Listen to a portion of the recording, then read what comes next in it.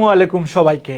আশা করছি মহান সৃষ্টিকর্তার অশেষ রহমতে তোমরা সকলেই ভালো আছো, আমিও ভালো আছি এবং ভালো থাকারই কথা, কারণ আজকে আমরা তোমাদের বহুল প্রতীক্ষিত এবং বহুল চাওয়ার একটা বিষয়, সেটা অনেকে কমেন্ট করে জানিয়েছিলে যে ভাইয়া বিদ্রোহী কবিতাটা নিয়ে আমাদের সকলের সমস্যা আছে।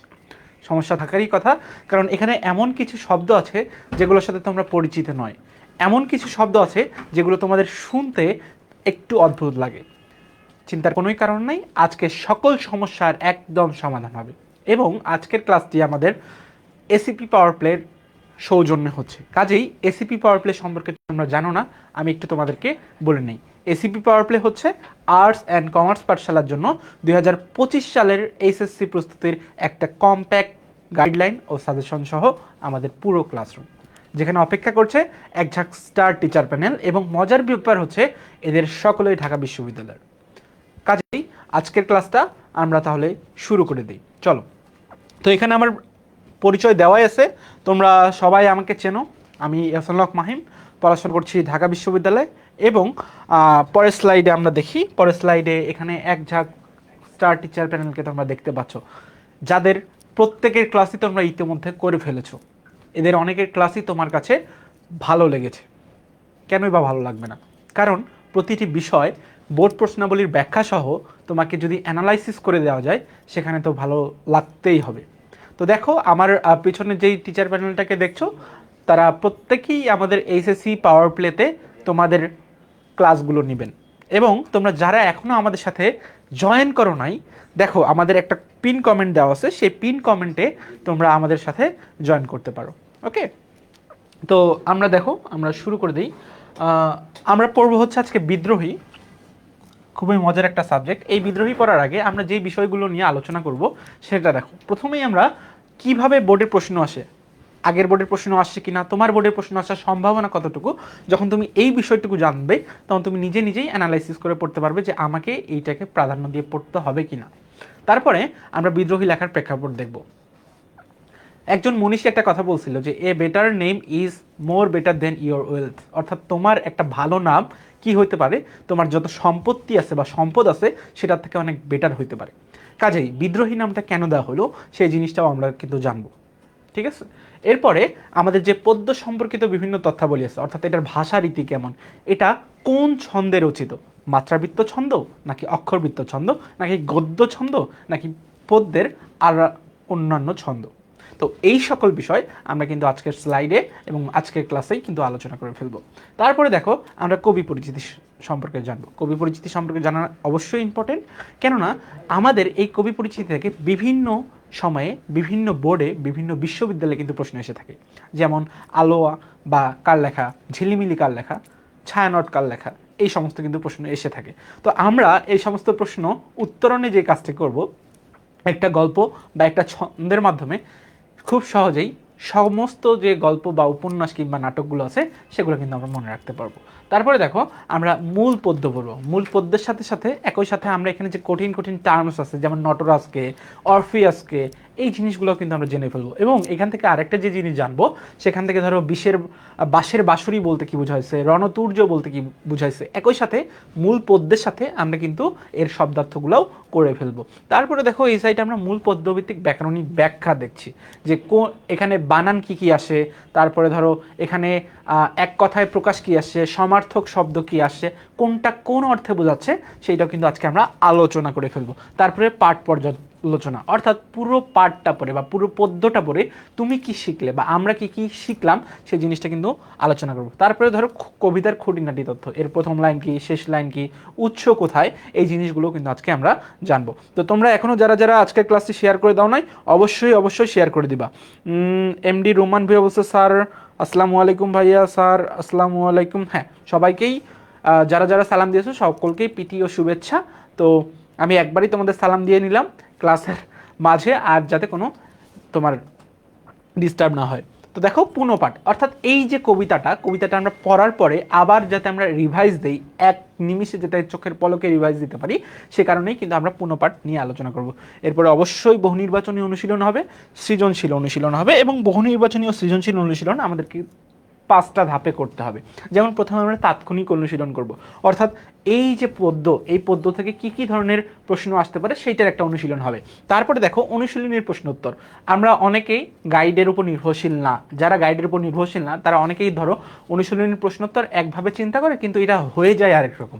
কাজেই অনুশীলনের প্রশ্নোত্তর নিয়ে যদি কারো কোনো ধরনের কনফিউশন থাকে তাহলে সেটাও আজকে আমরা ক্লিয়ার করে ফেলবো। তারপর দেখো এইচএসসি ও অ্যাডমিশনের প্রশ্নোত্তর।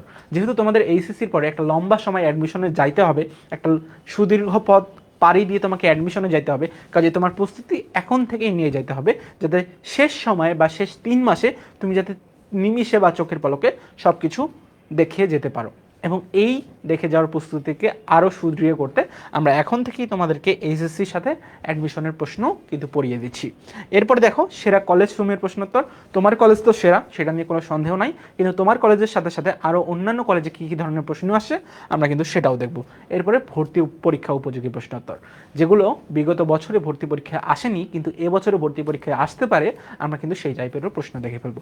তো চলো আমরা আর দেরি না করে আমরা আমাদের প্রথম আলোচনা বোর্ড প্রশ্নাবলীর বিশ্লেষণে চলে যাই। দেখো এখানে আমার এই রোতে তোমার সালগুলো দেওয়া আছে, এই দিকে হচ্ছে তোমার কোন কোন বোর্ডের প্রশ্ন এসেছে, কতবার এসেছে সেটা কিন্তু দেওয়া আছে। তোমরা এখান থেকেই বুঝতে পারছো যে বহু নির্বাচনী প্রশ্নের ক্ষেত্রে এই অধ্যায় থেকে শুধুমাত্র প্রশ্ন একবার এসেছিল কুমিল্লা বোর্ডে। গত বছরে প্রশ্ন কোথায় এসেছিল? কুমিল্লা বোর্ডের প্রশ্ন কিন্তু এখান থেকে এসেছিল। তারপরে আবার প্রশ্ন এসেছিল সিলেট বোর্ডে। তাছাড়া কিন্তু কোথাও আর এখান থেকে প্রশ্ন আসতে আমরা দেখি নাই। কাজেই আমরা বুঝছি যে বহু নির্বাচনী এখান থেকে খুব একটা তেমন প্রশ্ন আসে না। কিন্তু সৃজনশীলের ক্ষেত্রে আসলে ব্যাপারটা কেমন? সৃজনশীলের ক্ষেত্রে আমরা দেখো, সৃজনশীলের ক্ষেত্রে এখানে ঢাকা বোর্ডের প্রশ্ন আসছে 2টা, আবার তোমার হচ্ছে বরিশাল বোর্ডের প্রশ্ন আসছে 2টা, সিলেট বোর্ডের প্রশ্ন আসছে 2টা। তো এইভাবে কিন্তু আমরা দেখতে পাচ্ছি যে প্রশ্নের যে ধারাবাহিকতা, তাছাড়া সব বোর্ডের প্রশ্ন কিন্তু একটা একটা করে আসে। কাজে এখান থেকে কিন্তু আমরা প্রতি বছর প্রশ্ন আসতে দেখছি। কাজেই আমরা ধারণা করতে পারি যে এখান থেকে আমরা যে পরীক্ষা দেব আমাদেরও প্রশ্ন আসতে পারে। আবার দেখো এখানে শুধু কুমিল্লা বোর্ডে 2022 সালে প্রশ্ন আসে নাই, তাছাড়া বরিশাল বোর্ডে কিন্তু তোমরা দেখতে পাচ্ছ যে 3টারও অধিক প্রশ্ন এসেছে, অর্থাৎ 2টার অধিক প্রশ্ন আসে। যশোর চট্টগ্রামে একইভাবে 2টা করে প্রশ্ন আসে। সিলেট দিনাজপুর ময়মনসিংহে 2টা করে প্রশ্ন কিন্তু এসেছে। অর্থাৎ আমরা বুঝতে পারি যে সকল বোর্ডের জন্য আমাদের বিদ্রোহী অধ্যায়টা বা বিদ্রোহী কবিতাটা কিন্তু আমাদের ইম্পর্টেন্ট। কাজে বিদ্রোহীটা আমাদেরকে খুব ভালোভাবে পড়তে হবে। ওকে, তারপরে দেখো আমরা বিদ্রোহী লেখার প্রেক্ষাপট নিয়ে জানলাম। বিদ্রোহী নামকরণটা কেন করা হয়েছে? ধরো ঔপনিবেশিক শাসনামলে ইংরেজি যে শক্তিশালী প্রতিপক্ষ ছিল তাদের বিরুদ্ধে কবি কিন্তু বলেছেন যে মাথা নত না করা। এই যে মাথা নত না করা, এই প্রবণতা তিনি বিভিন্ন উপমা, বিভিন্ন জিনিসের সাথে তাকে তুলনা করে তিনি যে সবল, তিনি যে শক্তিশালী, তিনি তার অন্যদের শত্রুদের সাথে তিনি যে প্রবল রূপে বিদ্রোহ করতে পারেন, এই ধারণাটাকে ব্যাখ্যা করতেই তিনি কিন্তু এই কবিতার নাম দিয়েছেন বিদ্রোহী। তাহলে আমরা নামকরণের কারণ সম্পর্কে জানলাম। এরপরে দেখো ভাষারীতি। বলবীর চির উন্নত মৌসির, আমি দোলে যাই না কোনো বন্ধন। আমাদের 2 ধরনের ভাষারীতি থাকে, একটা সাধু ভাষারীতি, একটা চলিত ভাষারীতি। চলিত ভাষারীতি কোনটা? আমরা দৈনন্দিন জীবনে যে ভাষারীতি ব্যবহার করি সেটাই তো চলিত ভাষারীতি। তাহলে আমি দোলে যাই না কোনো বন্ধন, তাহলে এই যে দোলে মানে কি? পদদলিত করে যাওয়া।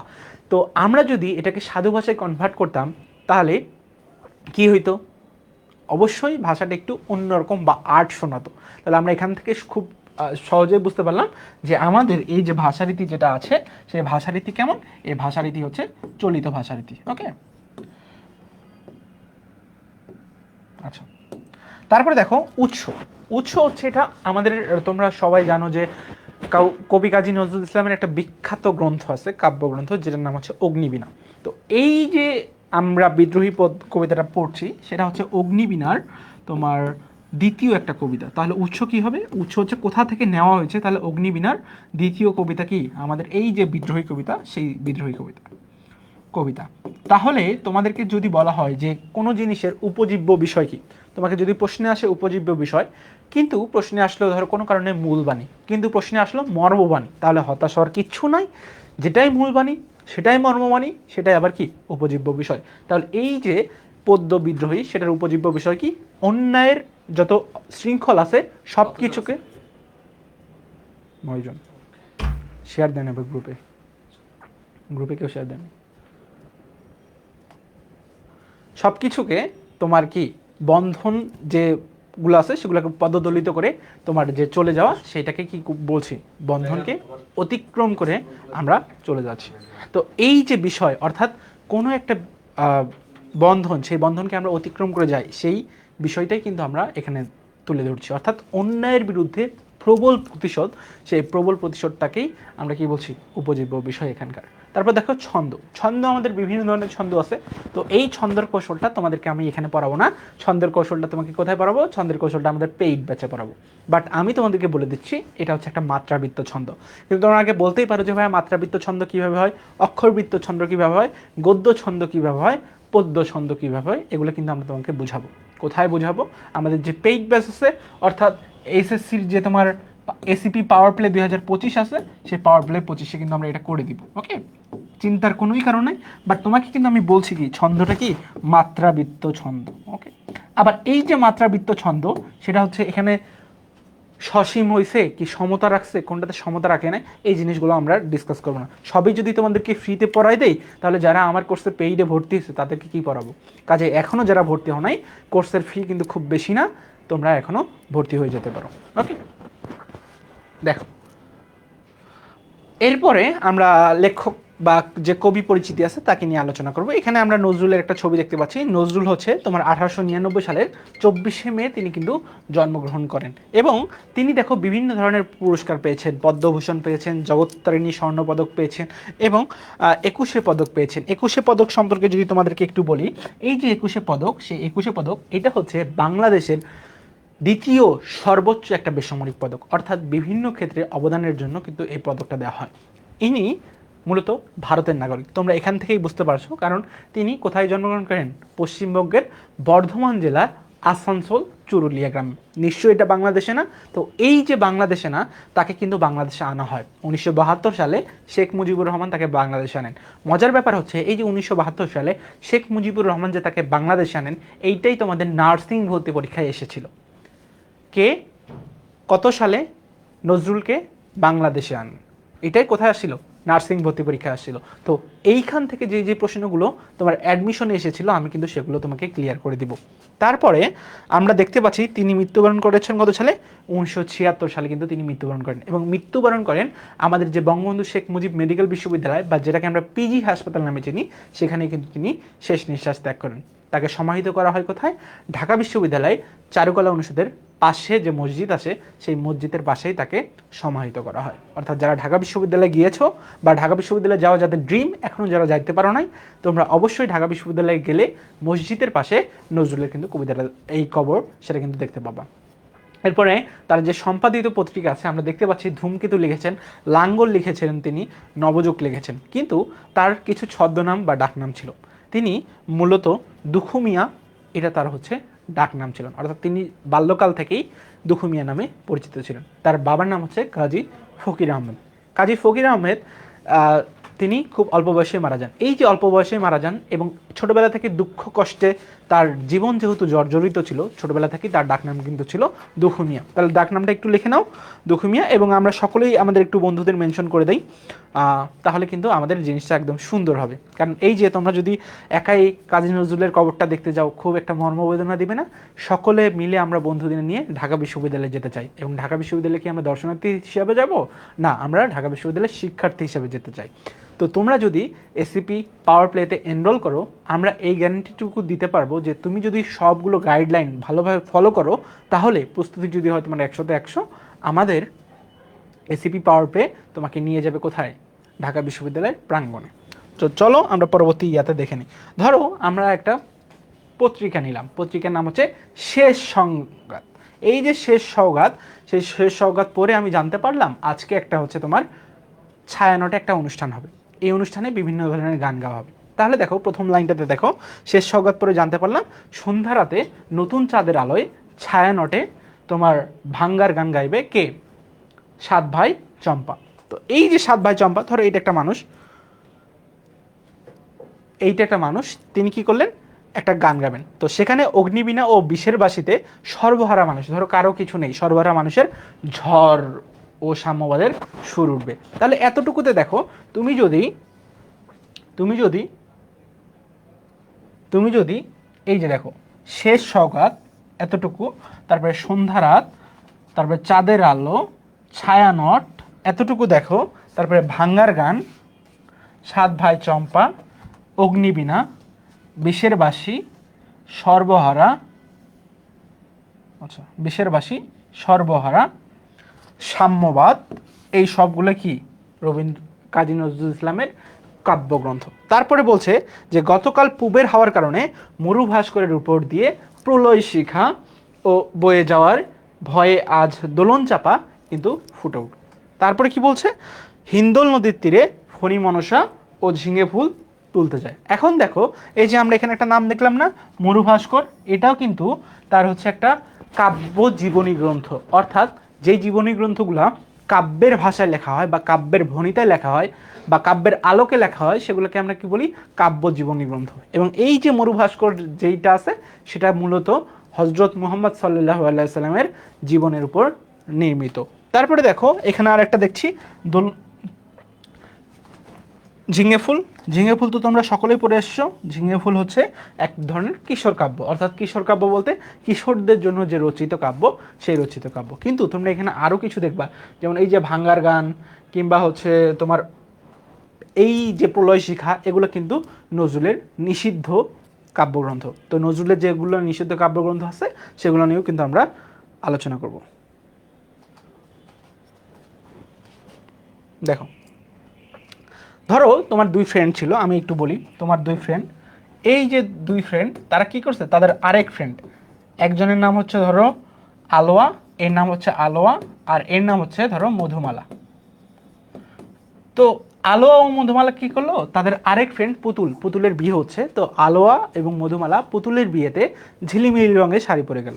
তাহলে দেখো আলোয়া এবং মধুমালা এই যে পুতুলের বিয়ে উপলক্ষে আজ আলোয়া এবং মধুমালা কি করেছে, ঝিলিমিলি রঙের কাপ শাড়ি পরবে। তাহলে এই যে পুতুলের বিয়ে, আলোয়া, মধুমালা, ঝিলিমিলি, এগুলো সবগুলোই তোমার কবি কাজী নজরুল ইসলামের নাটক। ঠিক আছে, এ পর্যন্ত কার কোনো বুঝতে অসুবিধা হচ্ছে? আচ্ছা স্যার, দুখু মিয়া এবং ফকির আহমেদ এসব নামের পিছনে কি কোনো কারণ আছে? আচ্ছা, দুখু মিয়া নামের পিছনে কারণ আছে, হচ্ছে তিনি ছোটবেলা থেকে যেহেতু দুঃখে কষ্টে জর্জরিত ছিলেন, এ কারণে তার নাম হচ্ছে দুখু মিয়া ছিল। ফকির আহমেদের নামের পিছনে কোনো কারণ নাই, মানে এত রিনাউন্ড হয়ে নামগুলো এত গরিব গরিব কেন? কারণ হচ্ছে তারা ছোটবেলা থেকে একটু দুঃখে কষ্টে জর্জরিত যেহেতু ছিল, সে কারণে তাদের নামের এই অবস্থা। আচ্ছা আমরা এখন চলো মূল পদ্মে ফিরে যাই। মূল পদ্মে তোমরা দেখতে পাবা, মূল পদ্মে আমরা কি করব, যে বলো বীর বলো উন্নত মমশির, শিরোনেহারি আমারই নতশির ওই শিখর হিমাদ্রি। দেখো এখানে কিছু জিনিস বোঝার আছে। বলো বীর বলো উন্নত মমশির, মম মানে হচ্ছে আমার, শির মানে হচ্ছে মাথা। তাহলে আমার মাথা কি উন্নত বা আমার মাথা উঁচু।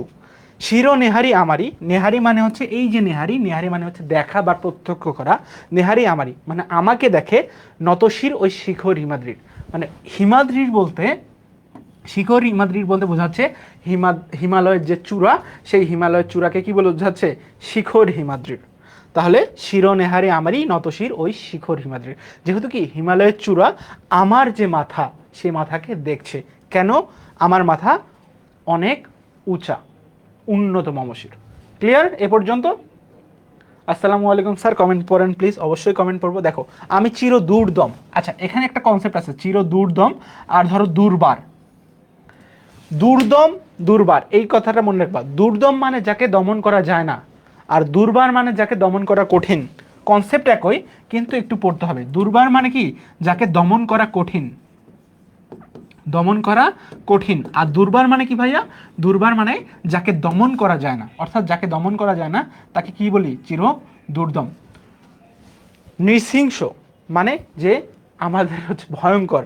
মহাপ্রলয়ের আমি নটরাজ, এই যে নটরাজ দেখছো, নটরাজ হচ্ছে তোমার শিব যিনি আছেন হিন্দু ধর্মের, সেই শিবের কিন্তু অনেকগুলা নাম, তার মধ্যে নটরাজ নামটা অন্যতম। মহাপ্রলয়ের আমি নটরাজ, অর্থাৎ যখন আমাদের পৃথিবী ধ্বংস হবে বা পৃথিবী চলে যাবে, তখনকার তিনি কি বলছেন, তখনকার তিনি প্রতীক। আমি সাইক্লোন, আমি ধ্বংস, তিনি সাইক্লোন, তিনি ধ্বংস। আমি মহাভয়, মহাভয় মানে যাকে সকলে ভয় করে, আমি অভিশাপ পৃথিবীর। এবং এটাও বলছেন যে আমি পৃথিবীর জন্য একটা অভিশাপ, আমি পৃথিবীর জন্য একটা অভিশাপ। আচ্ছা, বুলবুল বলছে যে স্যার আমার মাথা নিচে। আচ্ছা, তোমার মাথার নিচে হইলে হবে না, বিদ্রোহী কবিতার আলোকে তোমার মাথা উঁচু হইতে হবে। এবং যাদের যাদের তোমার মাথার মতো এরকম নিচু মাথা, তোমরা দ্রুতই আমাদের কোর্সে এনরোল করে ফেলো, যাতে করে অন্যকে দেখে তোমার মাথা নত না হয়, তোমার মাথা হয় উন্নত। এবং এই যে মাথা নত উন্নত করতে আমাদের লিঙ্ক কিন্তু কমেন্টেই পিন করা আছে, তোমরা চলে আসো আমাদের কোর্সে। দেখা হচ্ছে কোর্সে। শুধুমাত্র বিদ্রোহীর মতো মাথা উঁচু করবে না, বাংলার প্রত্যেকটা কনসেপ্টের সাথে তোমার এইচএসসির পুরো কনসেপ্ট কিন্তু আজকে ক্লিয়ার হয়ে যাবে। ওকে, দেখো, সরি এখানে হয়নি। আমি ভেঙে করি সব চুরমার, অর্থাৎ কবি এখানে বলছেন যে আমি দুর্বার, তাকে দমন করা কঠিন, আমি ভেঙে করি সব চুরমার, অর্থাৎ তিনি যত কিছু আছে তিনি সব কিছু কি ভেঙে চুরমার করেন। আমি অনিয়ম উশৃঙ্খল, উশৃঙ্খল মানে যার মধ্যে শৃঙ্খলাবোধ নাই, আমি অনিয়ম অর্থাৎ যিনি কোনো ধরনের নিয়ম মানেন না। আমি দলে যাই যত বন্ধন, যত নিয়ম কানুন শৃঙ্খল। দলে যাওয়া মানে ধরো আমি হেঁটে যাচ্ছি, হেঁটে যাওয়ার সময় কোনো কিছুকে যদি আমি পদদলিত করি অর্থাৎ পায়ের নিচে দিয়ে যাই, তাহলে সেটাকে বলে যায় দলে যাওয়া। তাহলে তিনি কি যত নিয়ম শৃঙ্খল আছে, নিয়ম কানুন আছে, সব কিছুকে তিনি কি করছেন, পা দিয়ে পদদলিত করে যাচ্ছেন। অর্থাৎ এই যে পদদলিত করছেন, কাকে পদদলিত করছেন, অর্থাৎ বন্ধনকে পদদলিত করছেন। তিনি এখানে এইভাবেই বোঝাচ্ছেন যে ঔপনিবেশিক যে শক্তিশালী ইংরেজ প্রতিপক্ষ, সেই শক্তিশালী ইংরেজ প্রতিপক্ষদের যত নিয়ম কানুন আছে, যত শৃঙ্খলা আছে, সব কিছুকে তিনি গ্রাহ্য করেন না, তিনি পরোয়া করেন না এই সব কিছুকে। এজন্যই তিনি তার যে বন্ধন বা পিছুটান যদি থাকে, সেগুলোকে তিনি দলিয়ে যাচ্ছেন, অর্থাৎ পদদলিত করে সামনের দিকে এগিয়ে যাচ্ছেন। আচ্ছা, এইচএস হিমেল বলছেন আলতু ফালতু কমেন্ট করে ডিস্টার্ব করতেছে, এদেরকে গ্রুপ থেকে ব্যান করা হোক। আচ্ছা, এই যে বুলবুলকে ব্যান করে দাও তো গ্রুপ থেকে। আচ্ছা, বুলবুলকে ব্যান করে দিচ্ছে, সমস্যা নেই। দেখো, আমি মানি না কোনো আইন, অর্থাৎ কবি বলছেন যে তিনি কোনো ধরনের আইন আসলে মানতে চান না। আমি ভরা তরি করি ভরা ডুবি। আচ্ছা, তরি মানে কি ভাইয়া? তরি মানে হচ্ছে নৌকা, অর্থাৎ ভরা তরি করি ভরা ডুবি, অর্থাৎ তিনি যে এই যে নৌকাগুলো আছেন, অর্থাৎ এই নৌকাকে তিনি কি ডুবিয়ে দেন। আমি টর্পেডো, টর্পেডো মানে হচ্ছে ডুবোযান, বা আমাদের যে সাবমেরিন চেনো না, সাবমেরিনের যে অস্ত্র থাকে সেটাকে বলা হয় টর্পেডো। আমি ভীম, ভীমকে তোমরা চেনো?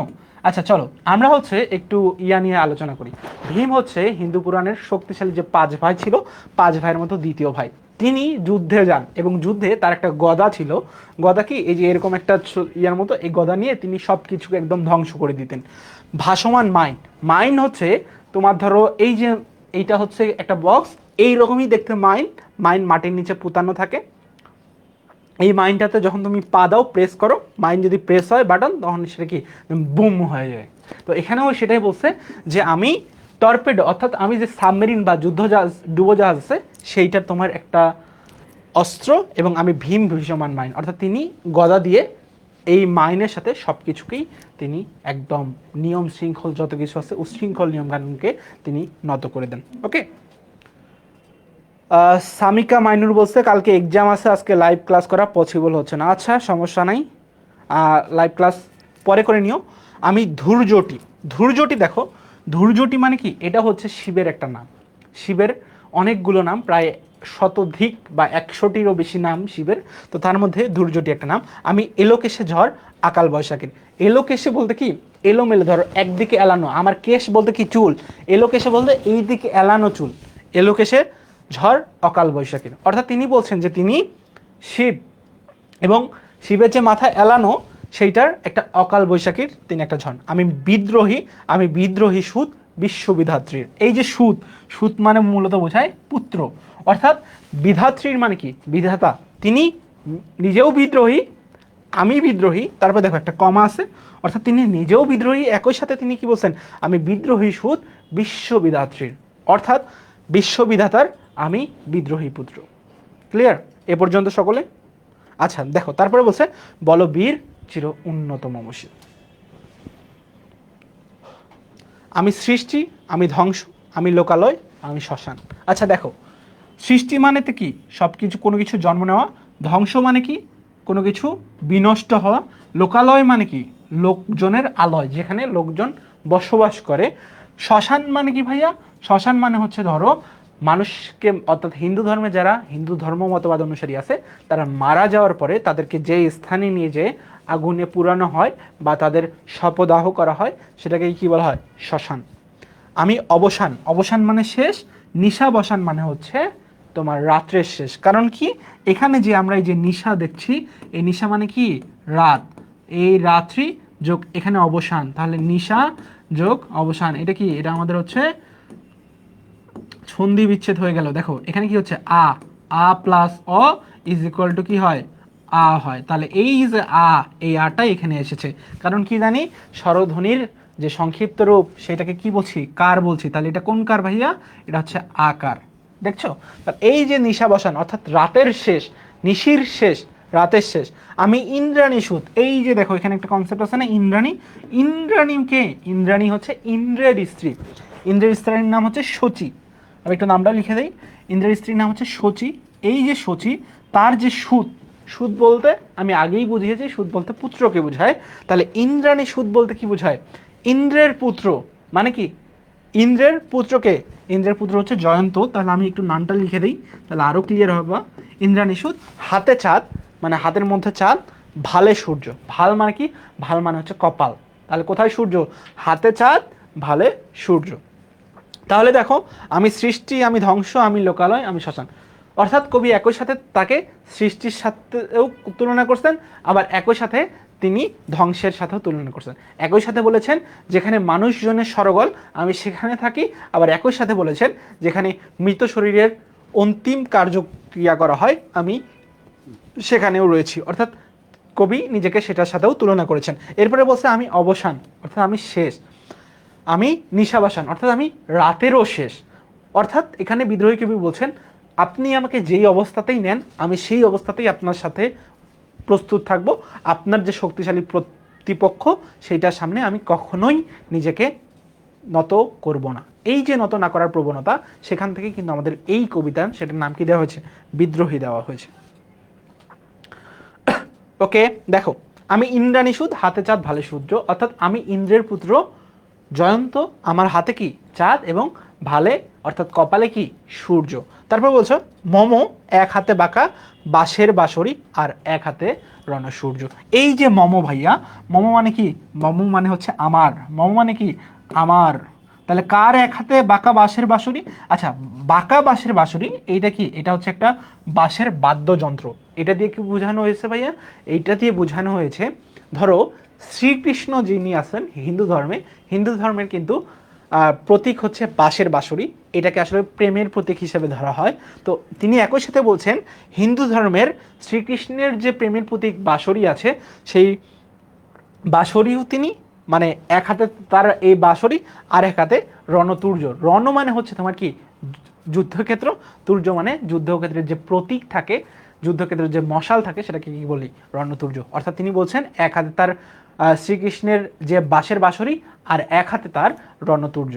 অর্থাৎ একই সাথে তিনি প্রেমের প্রতীক, এবং একই সাথে কি? তিনি ধ্বংসের প্রতীক। যেমনটি বলছিলাম যে আমাদের কবি কাজী নজরুল ইসলাম তিনি কি বলছেন? তিনি একই সাথে সব জায়গায় যেমন বিদ্যমান, একই সাথে তার সব কিছুই, ধরো এক হাতে তোমার এই যে বাঁশের বাঁশরি, আর এক হাতে কি? রণতুর্য। একই সাথে তিনি প্রেমের প্রতীক, এবং একই সাথে তিনি ধ্বংসের প্রতীক। এখানেই আসলে আমাদের যে কবি সত্তা, সেই কবি সত্তার দ্বিত্বতা প্রমাণ পাচ্ছে। অর্থাৎ তিনি একই সাথে কি বলেছেন? সৃষ্টি, একই সাথে ধ্বংস। দেখো, সৃষ্টিও যা, সৃষ্টির বিপরীত কি? ধ্বংস। লোকালয় যা, লোকালয়ের বিপরীত কি? শ্মশান। যিনি একই সাথে ভালো অর্থাৎ প্রেমের প্রতীক, আবার একই সাথে কি? ধ্বংসের প্রতীক। এই যে কবি, তিনি বলেছেন আপনি আমাকে যেই অবস্থাতেই নেন, আমি কখনোই কি করব না? আমার যে অবস্থান, সেটা নত করব না। এস এফ সাকিব বলতে প্রেম কি? প্রেম হচ্ছে এসিবির কোর্সে ভর্তি হইলে যেটা পাবা সেটাই প্রেম। বুঝতে পারছো?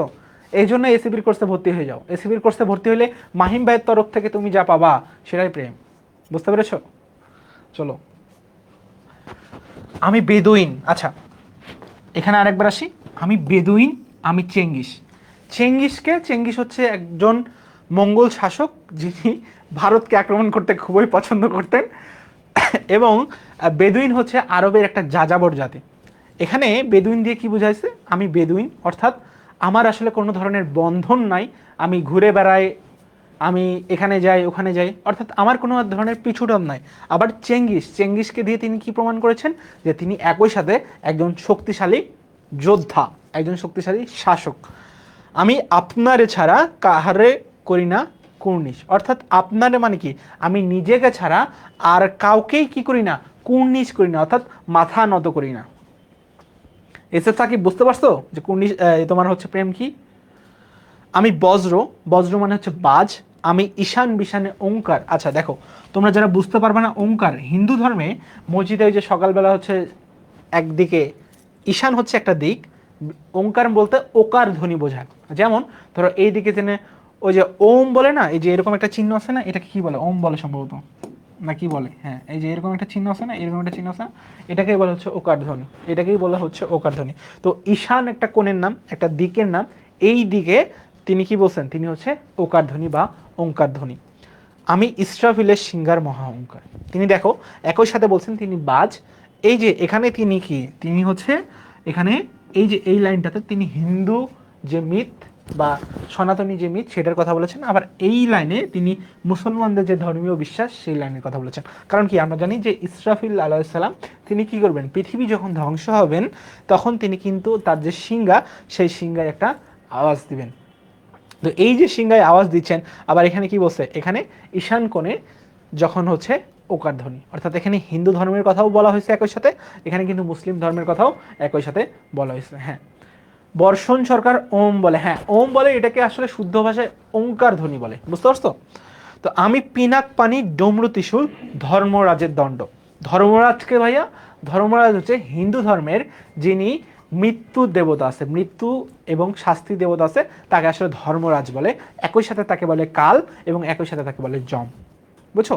এই যে যমরাজ কিংবা একই সাথে যে কাল বা ধর্মরাজ, তিনি কিন্তু একই। অর্থাৎ তিনি এখানে বলছেন আমি পিনাক পানি, পানি মানে কি, পানি মানে হচ্ছে হাত, এই যে আমার হাত, আর পিনাক হচ্ছে একটা তোমার ধনুক।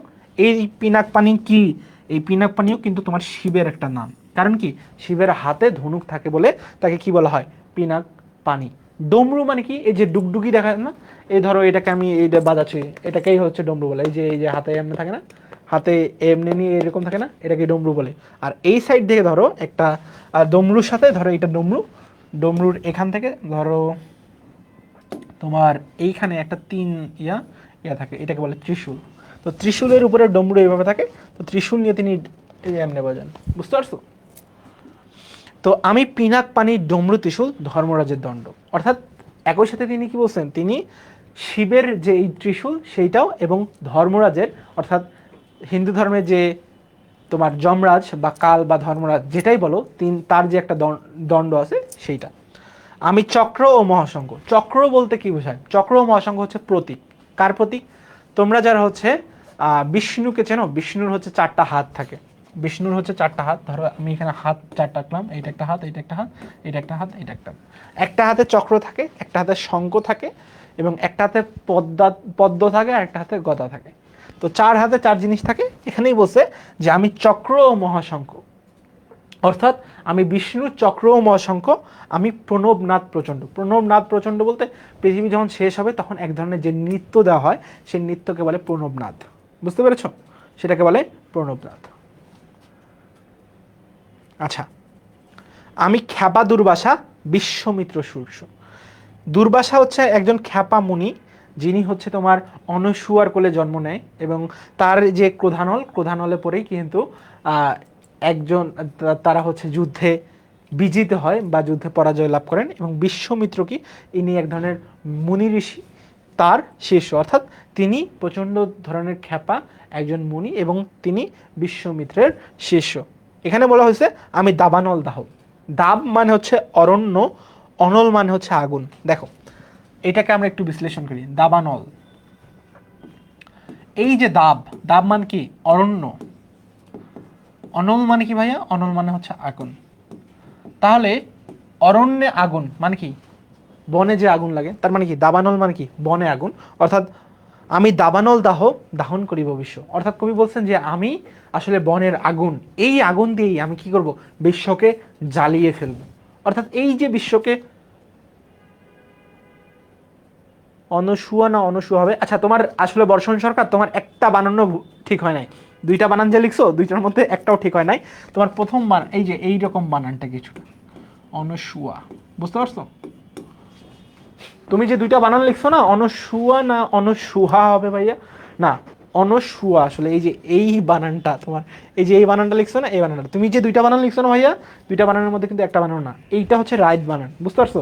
মনে রাখবা এটা অনেক সময় ইয়াতে আসে, ওই যে তোমরা বানান যে পড়ো না, বানানে কিন্তু এই বানানটা আসে। ঠিক আছে, বর্ষণ সরকার ভুল হবেই, ভুলটাকে তো শুদ্ধ করার জন্যই আজকে আমরা ক্লাসে আসি, ভুল হবে, এটা আসলে কোনো ব্যাপার না। দেখো তারপরে স্লাইডে দেখো, আমি উন্মন মন উদাসীর, আমি বিধবার বুকে ক্রন্দন শ্বাস হা হুতাশ হুতাশির। দেখো এখানে কবি একই সাথে বলছেন যে আমার যে মন সেটা হচ্ছে, যাদের মন উদাসীন থাকে তাদেরকে কি বলে? উদাসী। অর্থাৎ আমার যে মন সেটা উদাসীন, আমি বিধবার বুকে ক্রন্দন শ্বাস। অর্থাৎ ক্রন্দন শ্বাস বলতে কি? কান্নারত অবস্থায় যে বিধবার একটা, আমরা বিধবা বলতে কি বোঝায়? যার স্বামী নেই বা যার স্বামী পরপারে গিয়েছেন। অর্থাৎ এই যে স্বামী নেই, এই স্বামী না থাকাটাকে কি বলে?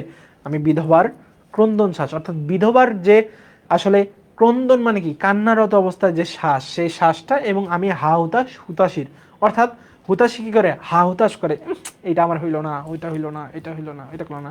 আবার ধরো কোনো কিছু খারাপ হইলো, মন তখন উদাস থাকে। এখানেও বলছে যে আমার মন উদাসীনের যে মন, আবার বিধবার বুকে যে ক্রন্দন শ্বাস সেটাও আমি, আবার আমি হুতাশির অর্থাৎ যিনি হা হুতাশ করেন তারও আমি সহায়। বর্ষণ সরকার বলছে এমনই ভুল করি। আচ্ছা ভুল হবে না, তুমি যদি ভুল না করতে চাও, তুমি যদি আমাদের পাওয়ার প্লে কোর্সে এনরোল না করে ফেলো, আর ভুল হবে না। এই যে প্রত্যেকটা লাইনে এইভাবে দেখাবো, তখন আর তুমি ভুল করবে না। আচ্ছা দেখো, আমি বঞ্চিত ব্যথা পথবাসী চিরগৃহহারা যত পথিকের। চিরগৃহহারা মানে কি? যারা গৃহ হারিয়ে ফেলেছে, পথিকের অর্থাৎ যে সমস্ত পথিক তাদের গৃহ হারিয়ে ফেলেছে, তাদের বঞ্চিত ব্যথা, অর্থাৎ তাদের যে একটা ব্যথা আছে, বঞ্চনার যে ব্যথা, সেই বঞ্চনার ব্যথাও তিনি বলছেন। আমি অপমানিতের মরম বেদনা, অর্থাৎ যারা অপমানিত হয়েছে, এই অপমানিতের একটা মর্ম বেদনা থেকে যায় না? মরম বেদনা বলতে এটা হচ্ছে মর্ম বেদনা, অর্থাৎ যারা আসলে অপমানিত হয়েছে, এই অপমানিতদের যে ক্ষুব্ধ এবং বেদনা, সেই বেদনাটাকেই কবি তিনি নিজের করে নিয়েছেন। ওকে, বিশ্বজ্বালা প্রিয় লাঞ্ছিত বুকে গতি ফের। অর্থাৎ একই সাথে তিনি কি বলছেন? এই যে তোমার যাদের বুক লাঞ্ছিত হয়, তিনি সেখানেও কি গতি এনে ফেলবেন। ওকে, আমি উত্তর বায়ু মলয় অনিল উদাস পূরবী হাওয়া। আচ্ছা দেখো, পূরবী হাওয়া কি জিনিস?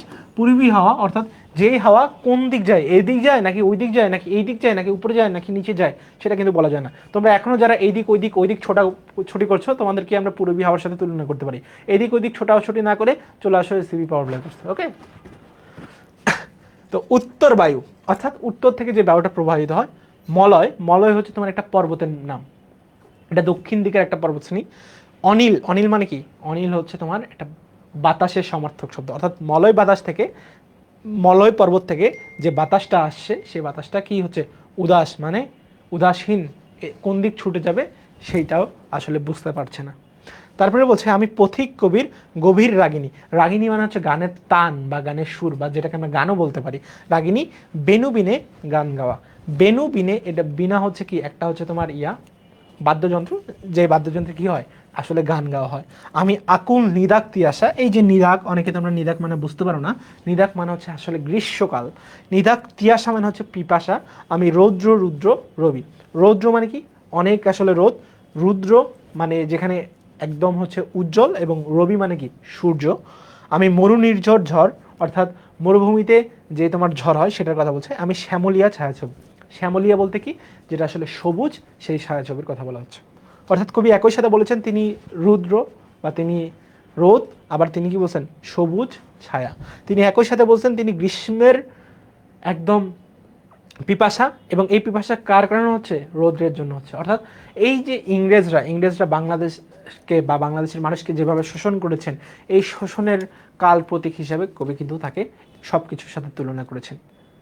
কবি কখনোই তার মাথাকে অবনমিত করতে চান না, তিনি কাউকে কুর্নিশ করতে চান না।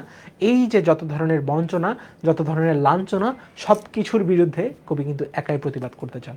এই যে প্রতিবাদ করার যে প্রবণতা, তার জন্যই কবি কিন্তু একই সাথে তাকে সব কিছুর সাথে তুলনা করে দিচ্ছেন। তিনি একই সাথে ছায়া, একই সাথে রৌদ্র, একই সাথে তিনি গ্রীষ্মের পিপাসা, একই সাথে তিনি কিন্তু মরুভূমির যে ঝড় সেইটা। কাজেই এই যে তোমার যত ধরনের বন্ধন, সেই বন্ধনকে তিনি ছুটে চলেন। আবার এই যে বন্ধনকে ছুটে চলেন, বন্ধনের জন্য তার কোনো ধরনের পিছুটান নাই। এই যে পিছুটান না থাকার কারণে তিনি আবার কার সাথে তুলনা করেছেন? চেঙ্গিস খানের সাথে তুলনা করেছেন। চেঙ্গিস খান একজন শ্রেষ্ঠ শাসক বা একজন শ্রেষ্ঠ যোদ্ধা, যাতে যুদ্ধ করার সময় তার কোনো ধরনের পিছুটান না থাকে, যেমনটি আরবের যাযাবর বেদুইন জাতির নেই। এই যে বেদুইন জাতি, তারা যখন কোথাও ঘুরে বেড়ায় তাদের কিন্তু কোনো আত্মীয় স্বজন নেই। এই যে আত্মীয় স্বজন না থাকার জন্য তাদের যে পিছুটান থাকবে, অর্থাৎ যুদ্ধক্ষেত্রে যখন যাবে, যখন যুদ্ধ করবে, তার যদি কোনো ধরনের পিছুটান চলে আসে, সে কারণে যদি তিনি যুদ্ধে পরাজিত হন, এই ভয়টি আর নাই। অর্থাৎ এই যে প্রতিপক্ষ শক্তিশালী যে ইংরেজ বাহিনী, সেই ইংরেজ বাহিনীর জন্য কিন্তু কবি একাই যথেষ্ট। বুঝতে পেরেছ? ওকে, আমি অরফিয়াসের বাঁশরি। অরফিয়াস হচ্ছে গ্রিক পুরাণের একজন তোমার গায়ক বা শিল্পী বা কবি আমরা যাকে বলি। তার পিতা কিন্তু ছিল তোমার হচ্ছে গ্রিক পুরাণের গানের দেবতা। তো এই গানের দেবতার বাঁশরি মানে কি বলছিলাম? হ্যাঁ, বাঁশরি মানে হচ্ছে বাঁশি। মহাসিন্ধু উতলা ঘুম ঘুম, ঘুম চুমু দিয়ে করে নিখিল বিশ্বের ঝুমঝুম। অর্থাৎ নিঝুম মানে কি? নিঝুম মানে চুপ করানো। মম বাঁশরির তানে পাশরি, মম মানে কি? আমার বাঁশরি, অর্থাৎ আমার বাঁশরি মানে কি? আমার বাঁশির সুরে, তান মানে সুর, পাশরি আমি শ্যামের হাতের বাঁশরি। অর্থাৎ শ্যামের হাতে যে বাঁশরি থাকে, অর্থাৎ শ্যাম মানে কি? শ্যাম মানে যারা ধরো একটু কালো রঙের তাকে আমরা শ্যাম বলি না? তাহলে এই যে শ্যাম বলতে কাকে বোঝানো হয়েছে? শ্যাম বলতে শ্রীকৃষ্ণকে বোঝানো হয়েছে। অর্থাৎ আমি শ্যামের হাতের বাঁশরি, অর্থাৎ তার যে গানের সুর, সেই গানের সুর দিয়ে তিনি সব কিছুকে কী করেন? একই সাথে মাতিয়ে তোলেন। আবার তিনি অরফিয়াসের বাঁশরি, যেটাকে দিয়ে তিনি সব কিছুকে উতালা করে দেন এবং সব কিছুকে নিঝুম মানে চুপ করিয়ে দেন। আমি রুষে উঠি যবে, ছুটি মহাকাশ সাপিয়া, ভয়ে সপ্ত নরক হাবিয়া দোজক, নিভে যায় কাঁপিয়া কাঁপিয়া। আচ্ছা, আমাদের মুসলিম ধর্মে এই যে সপ্ত নরক অর্থাৎ 7টা দোজক আছে। 7টা দোজকের মধ্যে একটা দোজকের নাম কি? হাবিয়া, অর্থাৎ যেটা সবচেয়ে ভয়ঙ্কর নিচু স্তরের দোজক। এই যে হাবিয়া দোজক, অর্থাৎ তিনি যখন রুষে ওঠে মানে ফুলে ফেপে ওঠে বা রেগে ওঠে, তখন মহাকাশ ছেপে, অর্থাৎ মহাকাশ পার হয়ে তার এই যে রাগ বা তার এই যে অনল, ক্রোধানল, সেটা কিন্তু পেরিয়ে যায়। এবং এই যে ক্রোধের অনল বা তার যে রাগ, সেই রাগ দেখিয়ে তোমার এই যে দোজখের যে আগুন, সেই আগুনটাও কিন্তু কেঁপে কেঁপে নিভে যায়। তিনি বলছেন, আমি বিদ্রোহী বাহী, নিখিল অখিল ব্যাপিয়া। অর্থাৎ নিখিল মানে কি? নিখিল মানে সমগ্র, অর্থাৎ সমগ্র আকাশ ব্যাপিয়া তিনি কিন্তু বিদ্যমান থাকেন। ওকে, আমি পরশুরামের কঠোর কুঠার। পরশুরাম কি? বিষ্ণুর একটা 6ষ্ঠ অবতার ছিল, অর্থাৎ পরশুরাম হচ্ছে বিষ্ণুর 6ষ্ঠ অবতারের নাম। এবং পরশু শব্দের অর্থ হচ্ছে কুঠার। পরশু শব্দের অর্থ কি? কুঠার। মনে রাখবা, পরশু শব্দের অর্থ কি? এই পরশু শব্দের অর্থ কুঠার। রাম অর্থাৎ তাদের কুঠার রাম, কঠোর কুঠার। অর্থাৎ এই যে পরশুরাম, তিনি কি? বিষ্ণুর 6ষ্ঠ অবতার। পরশুরাম নিয়ে যদি একটু ঘটনা বলতে চাই, পরশুরাম কি করেন? তার পিতার নির্দেশে কুঠার দিয়ে এক কোপে তার মাকে মেরে ফেলেন। এই যে এক কোপে তার মাকে মেরে ফেলেন, পরবর্তীতে তার পিতার নির্দেশেই সাধনা বলে তার মাকে কিন্তু ফিরিয়ে আনেন। এবং পরশুরাম কি করছিলেন? পরশুরাম প্রায় 21 বার ভারতবর্ষ আক্রমণ করেছিলেন। কতবার? প্রায় 21 বার ভারতবর্ষ তোমার করেছেন। তো এই যে তার পরশুরামের যে কঠোর কুঠার আছে, তিনি সেইটার সাথেও তুলনা করছেন। অর্থাৎ পরশুরামের কঠোর কুঠার দিয়ে তিনি কি করছেন? এই 21 বার ভারতবর্ষকে আক্রমণ করেছেন। ঠিক তেমনি নিক্ষত্রিয় করিব বিশ্ব, অর্থাৎ এই যে বিশ্বে তিনি তার যে পরশুরামের কুঠার দিয়ে একদম সব কিছুকে ধ্বংস করে ফেলবেন, আনিব শান্তি শান্ততার। অর্থাৎ এই যে ধ্বংস করার মাধ্যমেই তিনি পৃথিবীতে উদার অর্থাৎ শান্ত একটা পৃথিবী কিন্তু এনে ফেলবেন। আমি হল বলরাম স্কন্দে। হল বলতে বোঝায় লাঙ্গল, বলরাম হচ্ছে, বলরাম কি বলতো? রামের জ্যৈষ্ঠ বৈমাত্রেয় ভাই। অর্থাৎ এই যে লাঙ্গল, সেটা লাঙ্গল কোথায়? বলরামের। স্কন্ধ মানে কাঁধ। এই যে কাঁধ আমরা দেখতে পাচ্ছি, এই কাঁধকে কি বলে? স্কন্ধ। অর্থাৎ এই স্কন্ধে তিনি কি? তিনি হচ্ছে হল, বলরাম স্কন্ধে। আমি উপারি ফেলিব অধীন বিশ্ব, অবহেলে নবসৃষ্টির মহানন্দ। অর্থাৎ আমি সব কিছু ভেঙে ফেলবো, উপড়ে ফেলবো, কিসের আনন্দে? মহাসৃষ্টির আনন্দে। মহাবিদ্রোহীর অনক্লান্ত, আমি সেই দিন হব শান্ত। অর্থাৎ তিনি বলছেন আমি সেই মহাবিদ্রোহী যিনি রণক্লান্ত, মানে যুদ্ধে ক্লান্ত, আমি সেই দিন হব শান্ত। কোন দিন শান্ত হবে? যবে উৎপীড়িতের ক্রন্দন রল আর আকাশে ধরবে না। ধরো উৎপীড়িত মানে কি?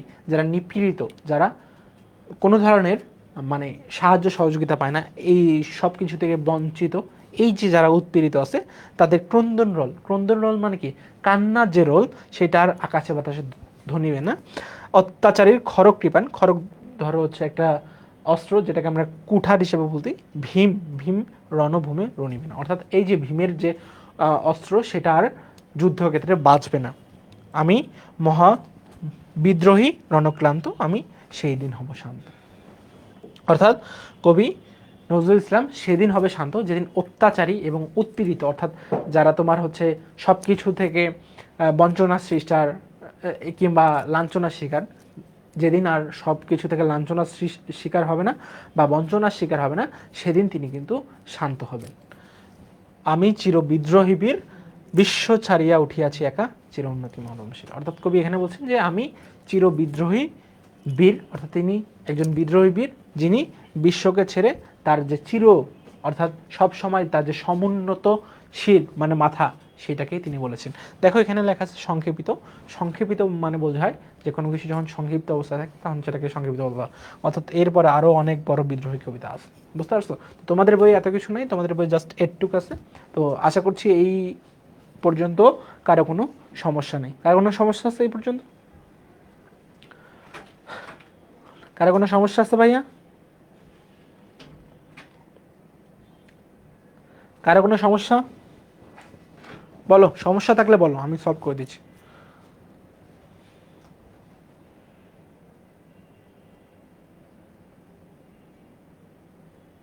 সমস্যা থাকলে বলো।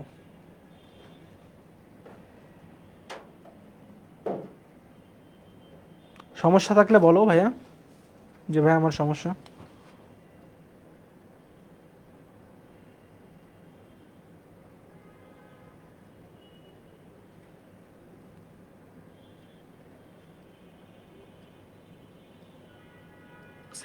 আমরা ঢাবি খতে মোটামুটি দেখা যায় যে বিভিন্ন জায়গায়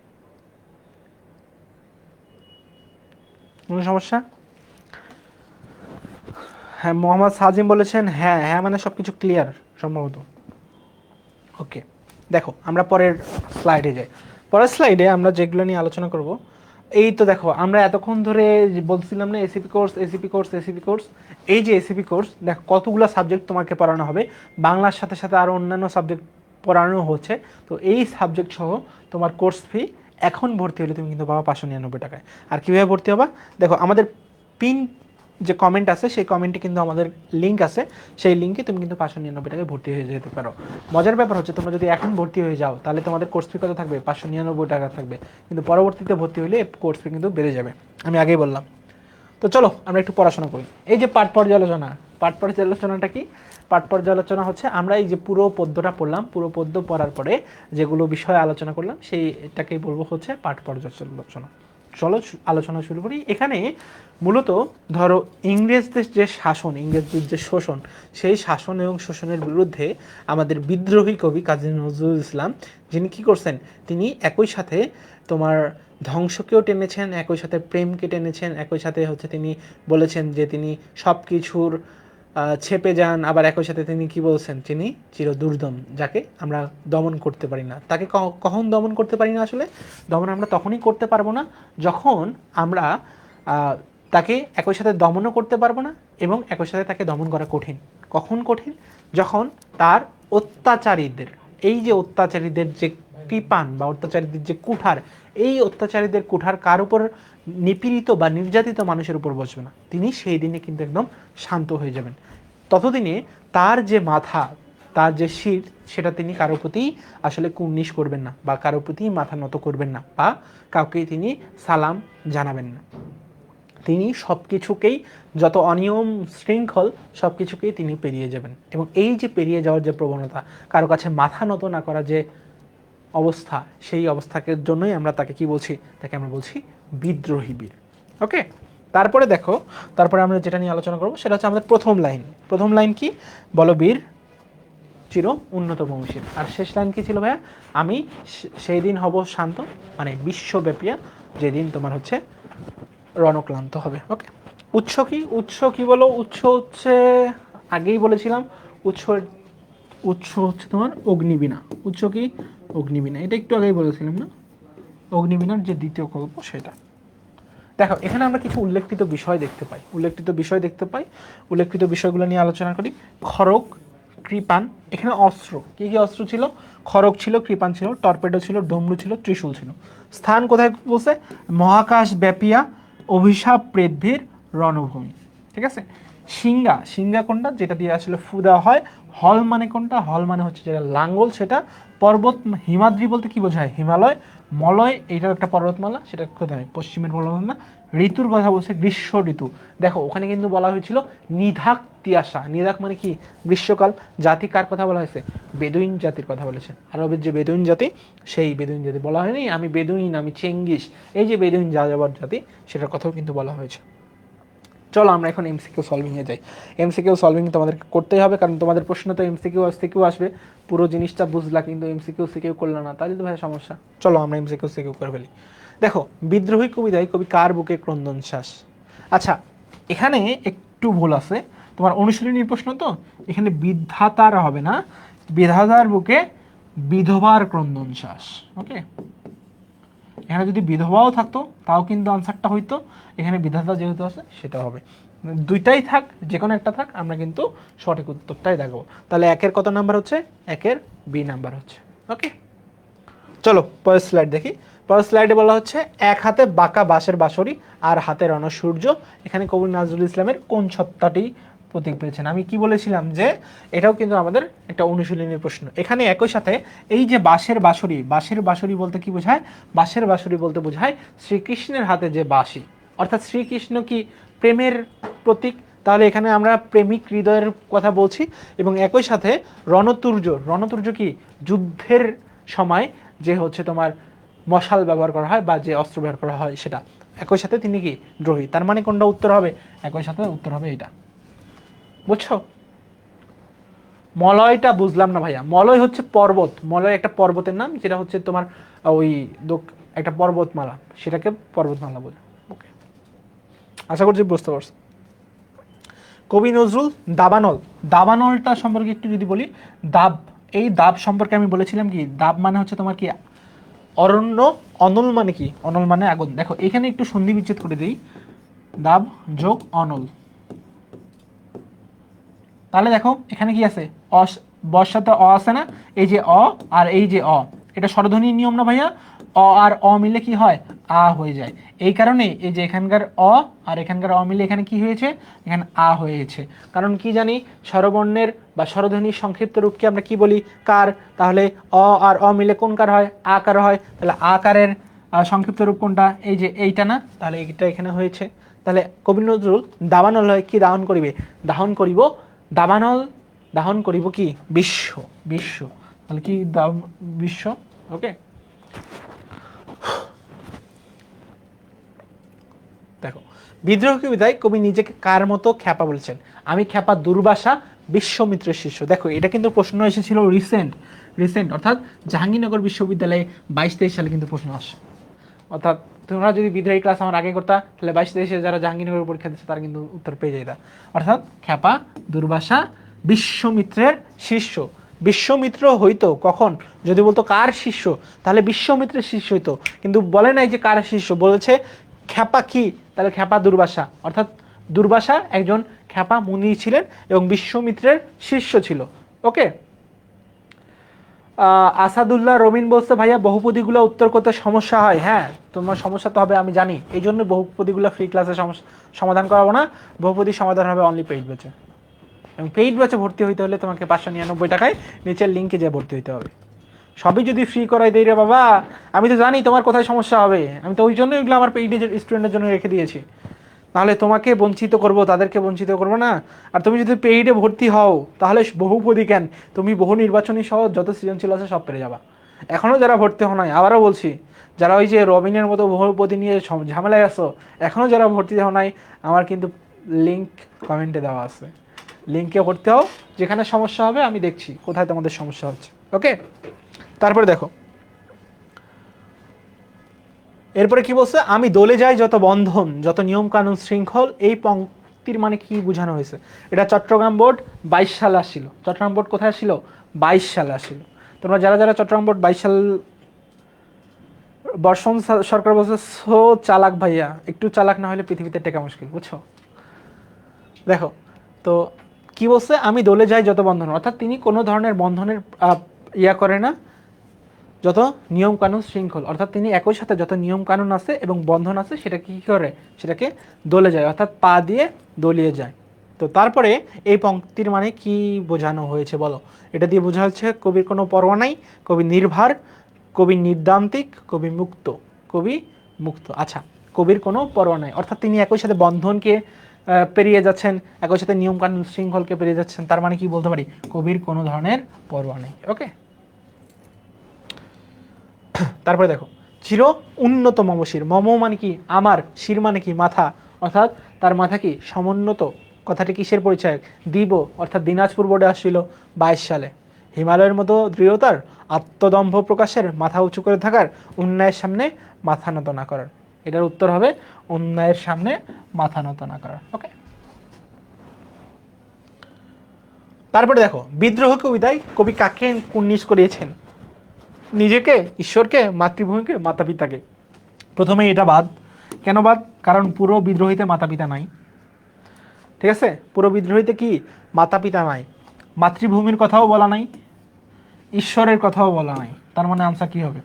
আনসার হবে নিজেকে। ওকে, বিদ্রোহী কবিতায় কবি নিজেকে কার শিষ্য বলেছেন? এটা ছিল বরিশাল বোর্ডে 23 সালে। আমি একটু আগেই বলেছিলাম, যদি খ্যাপা বলে তাহলে দুর্বাসা, আর শিষ্য বলে কার? বিশ্বমিত্র। ওকে, জাতীয় কবি কাজী নজরুল ইসলাম বিখ্যাত কবিতা বিদ্রোহী কোন পত্রিকায় প্রকাশিত হয়েছিল? কোন পত্রিকায় প্রকাশিত হয়েছিল? দেখো একটা পত্রিকাতেও হয়েছিল না, তার মানে উত্তর হবে কোনটি নয়। এটা ছিল ঢাকা বোর্ড, সরি ঢাকা বিশ্ববিদ্যালয় 97-98 সালে।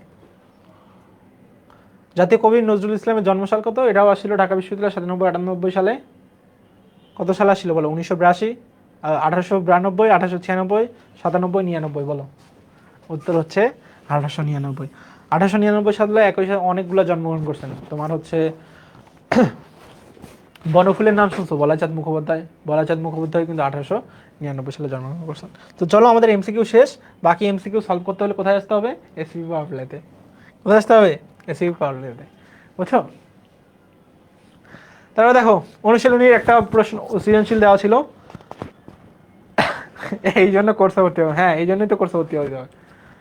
দেখো অনুশীলনের প্রশ্ন ছিল, আমি যুগে যুগে আসিয়াছি পুনঃ, মহাবিপ্লব হেতু এই স্রষ্টা শ্রেণী মহাকাল ধূমকেতু। 700 নরক জ্বালা জলে মম ললাটে, মহাধূম কুণ্ডলী করেছে। কবি কি মানেন না? কবি কোনো ধরনের নিয়ম শৃঙ্খল মানেন না। ক শেষ। খ নাম্বারে কি বলছে? যবে উৎপরিতর কন্দরোল আকাশে বাতাসে ধ্বনিবে না। একথা বলার কারণ কি? অর্থাৎ একথা বলার কারণ এই জন্যই, যেদিন আসলে যারা নিপীড়িত নির্যাতিত তাদের যে কান্নার রোল বা তাদের যে ক্রন্দন রোল, সেটা যেদিন আকাশে বাতাসে শোনা যাবে না, সেদিনই কবি কি হবে না? সেদিনই কবি আমি সেই দিন হব শান্ত, এটাকে বলেছেন। ওকে, তারপরে দেখো কি বলেছেন, উদ্দীপকের সাথে বিদ্রোহী কবির সাদৃশ্যপূর্ণ দিক কোনটি? উদ্দীপকের সাথে বিদ্রোহী কবির সাদৃশ্যপূর্ণ, দেখ এইখানে হচ্ছে আত্মশক্তি বা আত্মপক্ষের যে শক্তি, অর্থাৎ প্রতিপক্ষের ভয়ে নিজেকে কুর্নিশ করা, অর্থাৎ অন্যের প্রতি মাথা নত না করার যে প্রবল দিকটা, সেই দিকটাই কিন্তু এখানে ফুটে উঠেছে। ওকে, এন্ডি সাজিম কি করছেন ভাই? আস্তে আস্তে করেন। ওকে, আচ্ছা আস্তে। আচ্ছা, উদ্দীপকটি বিদ্রোহী কবিতার সমগ্র ভাবকে ধারণ করে না, মন্তব্যটি যথার্থ করো। আচ্ছা দেখো, বিদ্রোহী কবিতায় কবি কি বলেছেন? কবি একই সাথে কিন্তু ধ্বংস, আবার একই সাথে সৃষ্টি। কবি যখন ভয়ানক রূপে ছিলেন, কখনো আবার শান্ত রূপে তিনি নিজেকে এনেছেন। এই যে ভয়ানক রূপে কখনো গিয়েছেন, কখনো নিজেকে শান্ত রূপে এনেছেন, এই বিষয়টাই আসলে কি, এই বিষয়টাকেই কিন্তু এখানে তুলে ধরা হয়েছে। এই যে আমরা এই বিষয়টাকেই তুলছি, কখনো তিনি শান্ত হয়েছেন, কখনো তিনি কি একদম খ্যাপা হয়ে গেছেন, এই যে খ্যাপা শান্ত হওয়ার সেই দিকটাও কিন্তু আমাদের আছে। কিন্তু আমাদের যে এই যে উদ্দীপক, আমাদের এই উদ্দীপকে কিন্তু এই কথাগুলো বলা ছিল না, আমাদের উদ্দীপকে এই কথাগুলো বলা ছিল না দেখেই আমরা কিন্তু এখানে সমগ্র দিকটাকে প্রতিফলিত করতে পারছি না। সমগ্র দিকটি তখনই প্রতিফলিত হবে যখন এই যে কবির প্রেমিক সত্তা, কবির দ্রোহী সত্তা, কবির বিদ্রোহী সত্তা সবগুলো মনোভাবকে ফুটিয়ে তুলব। কিন্তু আমরা এই যে উদ্দীপক, সেই উদ্দীপকে কিন্তু আমরা শুধু দ্রোহী সত্তাকে দেখছি, প্রেমিক সত্তাকে দেখছি না, তার যে নরম কোমল যে সত্তা সেই সত্তাকেও দেখতে পাই না। এই জন্যই আমরা এটার উত্তর দিব যে সমগ্র ধারণকে মনোভাব কর। ওকে। বর্ষণ সরকার বলছে ভাইয়া কোর্সে ক্লাস শুরু হয়েছে কিনা, আগামী 10 ফেব্রুয়ারি থেকে কোর্সে ক্লাস শুরু হবে। দেখো প্রিয় ফুলন, প্রিয় এটা প্রিয়, আচ্ছা এখানে মিস্টেক চলে আসছে, এটা হবে প্রিয় ফুল খেলবার দিন নয় অদ্য, এসে গেছে ধ্বংসের বার্তা, দুর্যোগে পথ হয় দুর্বোধ্য, চিনে নিবে যৌবন আত্মা। এটা তোমার চট্টগ্রাম বোর্ডে আসছিল 2017 সালে। এখানে বলছে যে কত সালে বাঙালি পল্টন ভেঙে যায়, বাঙালি পল্টন ভেঙে যায় মূলত 1920 সালে। ওকে, তাহলে এটার উত্তর কী হবে? 1920 সালে বাঙালি পল্টন ভেঙে যায়। শিরোনেহারি আমারই নতশির ওই শিখর হিমাদ্রির, কবি এই পঙ্কতিকে কি বোঝাতে চেয়ে? এখানে বোঝাতে শিরোনেহারি বলতে কি আমার শির প্রত্যক্ষ করে, অর্থাৎ এই যে আমার যে উঁচু শির, বা আমি যে কাউকে তোমার নত হই না কারো সামনে, এই যে নত না হওয়ার প্রবণতা, সেই নত না হওয়ার প্রবণতাকেই কবি এখানে বুঝিয়েছেন। এবং এই যে নত না হওয়ার প্রবণতা, এইটাকে কে দেখে? এটাকে দেখে হিমালয়ের যে উঁচু শিরা, সেই উঁচু চূড়াও কিন্তু সেটা আমাকেই দেখে। বুঝতে পারছো? ওকে, তারপরে দেখো গ নাম্বারে বলা হচ্ছে উদ্দীপকের যৌবন আত্মা বিদ্রোহী কবিতার কোন দিককে প্রতিফলিত করেছে? উদ্দীপকের যৌবন আত্মা বিদ্রোহী কবিতার যে ধ্বংস এবং জীবনের প্রতি টান, জীবনের প্রেমিক মন। তোমরা দেখেছো যে ওখানে বলেছেন যে মম এক হাতে সূর্য ভালে, এক হাতে চাঁদ ভালে সূর্য, অর্থাৎ এই যে চাঁদ কি কোমলতার প্রতীক। আমরা যখন রাত্রে চাঁদ দেখি, চাঁদ কি খুব গরম দেয় না, চাঁদ শুধু আলো দেয়। এই যে কোমলতার প্রতীক, এই সব কিছুকেই আমরা কি হিসাবে এখানে দেখিয়েছি? সব কিছুকেই আমরা এখানে জীবন আত্মা হিসাবে দেখেছি, অর্থাৎ জীবনের প্রতি টান। অরফিয়াসের বাঁশরি, তারপরে শ্রীকৃষ্ণের বাঁশরি, এই যে কোমল আত্মা বা কোমল জীবন, সেই জীবনটাকেই কি বলা হচ্ছে? যৌবন আত্মা বলা হচ্ছে। তারপরে দেখো উদ্দীপকটি বিদ্রোহী কবিতার আংশিক চিত্রকে অঙ্কন করেছে। হ্যাঁ দেখো এখানে শুধু ধ্বংসের বা দ্রোহী চিহ্ন, এইটার উত্তর গয়ের উত্তর যেমন বলেছিলাম যে এইটাতে শুধু তোমার দ্রোহী সত্তা যেটা সেটা প্রকাশ পেয়েছে, কিন্তু তোমার যে কোমল এই যে গ নাম্বারের যে উত্তর সেটা কিন্তু আসলে প্রকাশ পায় নাই। তো এই যে দুইটা প্রকাশ পায় নাই, সে কারণেই কিন্তু আমরা